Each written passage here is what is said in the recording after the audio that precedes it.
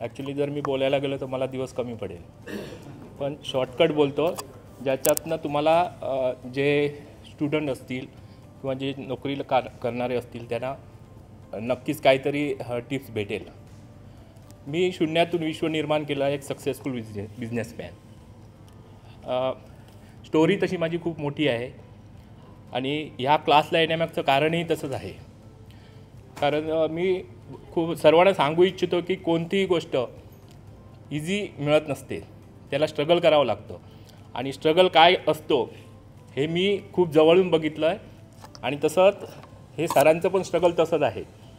Actually कोर्सला यायच्यापूर्वी मी जवळजवळ 10-12 कोटीचा माझा बिझनेस होता आणि तो बिझनेस मी चांगला इन्कम होता आणि 4 महिने झाले की ज्या कंपनीबरोबर मी काम करत होतो त्या कंपनीत अशीच मॅनेजमेंट चेंज झाली आणि अविश्वास दाखवला आणि कॉस्ट सेविंगसाठी त्यांनी बिझनेस काढून कोणा दुसऱ्याला दिला.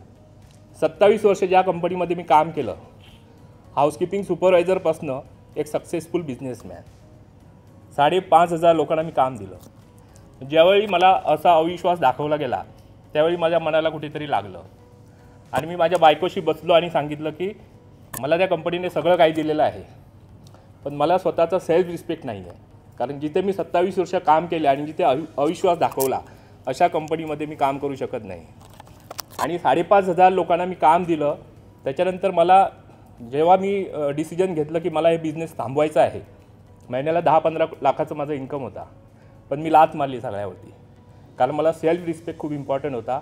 आणि हे जे मी उभं केलं होतं हे प्रत्येक गोष्ट मी चॅलेंज घेऊन केली होती.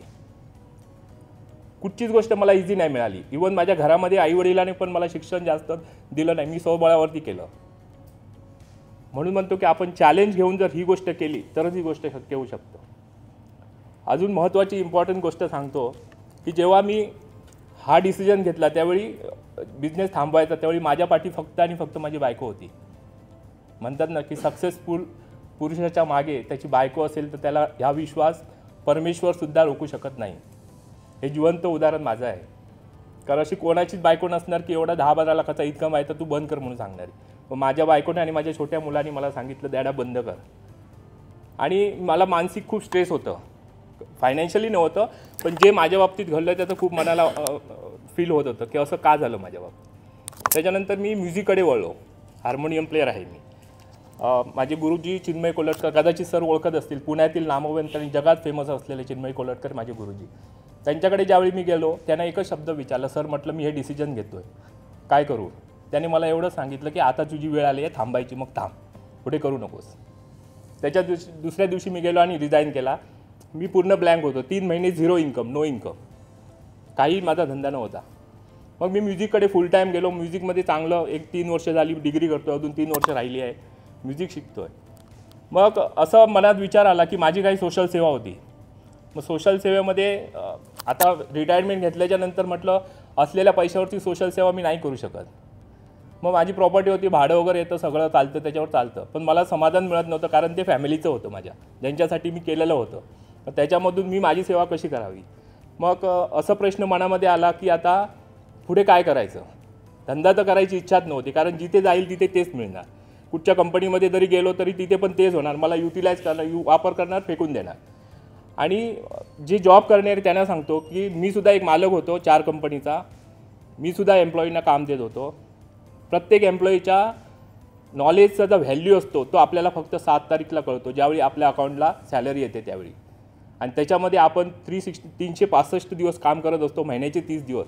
आणि त्याच्यामध्ये आपण किती स्ट्रेस घेतो, किती फॅमिली सॅक्रिफाय करतो आणि त्याची व्हॅल्यू आपल्याला फक्त 1 नाही ते 7 तारीखला कळते, ज्यावेळी आपल्या अकाउंटला 1 लाख, 1.5 लाख किंवा ज्याच्या कॅपॅसिटीप्रमाणे सॅलरी येते. पण आपण नेहमी दुसऱ्याची गुलामच असतो. पण जर आपलं नॉलेज समोरचा माणूस जर युटिलाइज करत असेल आणि आपण जर त्याच्याबदल्यात 1 लाख मिळत असेल तर आपण नॉलेज आपल्या धंद्यामध्ये का नाही करावं.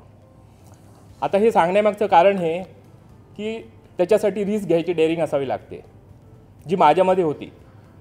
आणि रिसेंटली कसं झालं की मला ज्यावेळी हा प्रश्न मनात आला की आता करायचं काय, त्यावेळी शेअर मार्केटमध्ये मी होतो. आजही माझ्या मोबाईलमध्ये बघा कॅपिटल मोठं आहे, खूप मोठं आहे कॅपिटल, ज्याच्यामध्ये मी खूप काही करू शकतो. पण ते कसं इक्विटीमध्ये मी करत होतो आणि मी रिस्क फॅक्टरमध्ये कधी गेलो नाही, ऑप्शनमध्ये तर कधीच गेलो नाही किंवा कॉमोडिटीमध्ये तर कधीच नाही गेलो. त्यामुळे मी तरी असं म्हणतो की शेअर मार्केट हे लॉस नाही आहे. It's a business, it's a opportunity. ही प्रत्येकाच्या आयुष्यात आलेली एक संधी असते आणि त्या संधीचं सोनं तुम्ही कसं करून घ्या हे जिवंत उदाहरण म्हणजे सर आहेत.